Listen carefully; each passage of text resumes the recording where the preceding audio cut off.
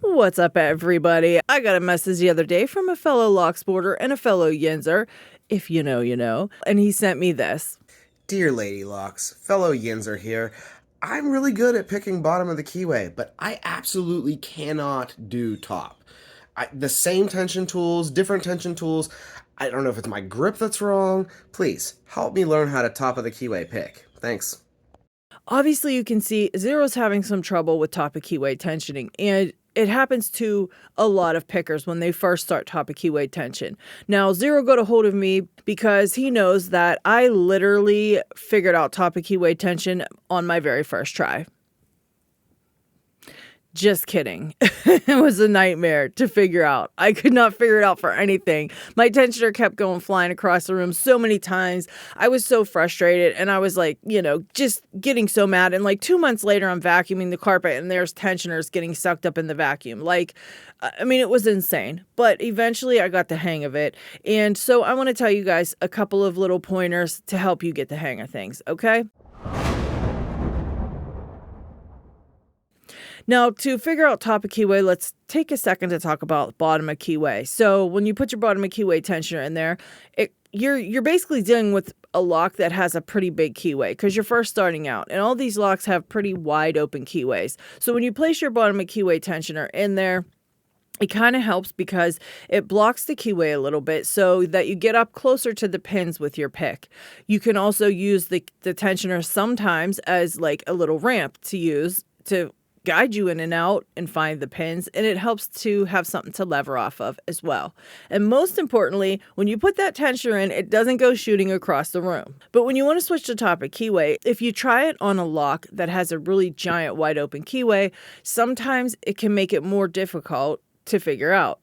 So what you're going to want to do is you need to find a top of keyway tensioner that's going to fit very snugly into the top of the keyway of whatever lock it is you want to try to practice on. Don't forget to like. I suggest practicing on a lock that you've already picked before and you're pretty good at picking. That way, more of your focus can be on the tensioner and less on the pins, all right? Because when you put your tensioner in, you want to put the smallest end into the keyway because the longer end is going to create more of a wobble. Okay, it's going to wobble back and forth way more than necessary. So the closer to the face of the lock you can get with your tensioner, the better. So use the smaller end. On a flat bar, obviously you're going to place it in. It's going to kind of be up and down. And if you have an ergo turner, you can kind of bend your finger with it, which is nice. And then you can also use a Z-bar for top of keyway tensioning, but it's going to come out the side, either the left or the right, however you want to tension it. If you want to practice top of keyway, grab a flat bar, use the smallest end you can, and make sure it's the tightest fitting that you can get it for that lock. Again, make sure it's a lock maybe that you've picked a couple of times before so you can really focus on the tensioner. Your main thing is going to be that wobbling back and forth because that's going to be what makes it go shooting across the room. Now, sometimes it might not even shoot across the room. Sometimes it'll just drop because you're not holding it tight enough. It'll just kind of flop and drop down. So that can happen too.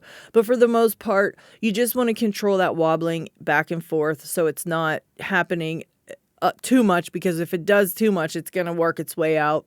And also sometimes it can be hard to get that first pin picked with a tensioner in the way. So what I would usually do was I would follow the tensioner back until I felt it kind of break and then where the pin would start. And that's how I would pick that first pin. You might sometimes need a longer hook to kind of get around that tensioner, but just make sure that when you're getting that first pin, you're not flicking the tensioner out and shooting it across the room. And that can happen. And if it does, you just have to practice. The main thing about top of keyway tension is it takes practice. You've got to do it over and over and over and over and over and over and over again. Literally so many times until it just becomes second nature to you. And you can only do that if you practice it. So you just have to. It's so annoying, but you just have to keep at it. And eventually, again, you'll get way better at it. You'll be used to it. It'll be just second nature to you, just like, holding your pick is, because that used to be weird too. A lot of us forget. It used to feel really weird to hold a lock pick and try to pick a lock. But now it's kind of normal, right? So that's going to happen with top of keyway tensioning too. So you just have to be patient. Now, when you do switch to top of keyway, you might not have that ledge to kind of rest your pick on. So you're going to have to substitute that ledge with a piece of warding sometimes. And sometimes you might even have to pick freehand, meaning you don't have anything to lever your pick off of. So you're going to have to kind of get used to that as well, especially sometimes on that first pin, because you kind of have to freehand that first pin sometimes. So a lot of that's going to be happening all at once, and it's going to be a little bit annoying and make it seem a little bit harder to pick locks sometimes, but keep at it, keep practicing, and you'll get the hang of it in no time. Now, as you switch to top of keyway tensioning, again, you're not going to have that guide in the bottom of the keyway sometimes to help guide you to where the pins are. So if you want to learn a trick where you can find the pins every single time you pick a lock, check out this next video I've got for you, and I will see you on the next one. Subscribe.